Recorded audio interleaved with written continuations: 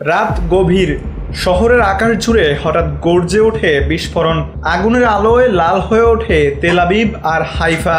ইসরায়েলকে লক্ষ্য করে ইরান ছুড়ে দেয় একের পর এক ব্যালিস্টিক মিসাইল। মুহূর্তেই ছড়িয়ে পড়ে আতঙ্ক। ইরানের এই হামলায় প্রাণ হারিয়েছেন অন্তত 5 জন। বিস্ফোরণে আহত বহু মানুষ। আগুন লেগেছে আবাসিক এলাকায়, ক্ষতিগ্রস্ত হয়েছে বিদ্যুৎ কেন্দ্র। শুধু তাই নয়, আঘাত লেগেছে যুক্তরাষ্ট্রের দূতাবাসেও। দূতাবাসটি আংশিক ক্ষতিগ্রস্ত হওয়ায় তা বন্ধ ঘোষণা করা হয়েছে এবং আশপাশের প্রায় 7 লাখ মার্কিন নাগরিককে ঘরেই অবস্থান করতে বলা হয়েছে। এ যেন এক বিস্ফোরক কূটনৈতিক সংকেত। মার্কিন প্রেসিডেন্ট ডোনাল্ড ট্রাম্প তীব্র হুঁশিয়ারি দিয়ে বলেছেন, আমাদের স্বার্থে হামলা হলে আমেরিকা সম্পূর্ণ শক্তিতে জবাব দেবে।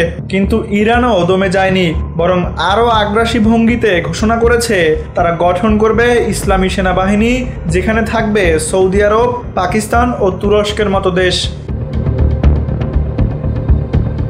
এই ঘোষণা স্পষ্ট, এই যুদ্ধ শুধু ইসরায়েল ইরান সীমাবদ্ধ থাকবে না। ইতিমধ্যেই ইসরায়েলের পাল্টা হামলায় ইরানে নিহত হয়েছেন 224 জন, আহত 1,500-এরও বেশি।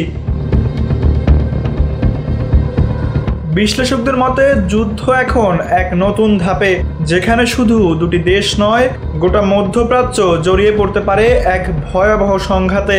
এখন প্রশ্ন একটাই, এই যুদ্ধ কি ধীরে ধীরে গড়াচ্ছে একটি পূর্ণমাত্রার আন্তর্জাতিক সংঘাতে, নাকি এটি আরও ভয়াবহ কিছু শুরু করার সংকেত মাত্র?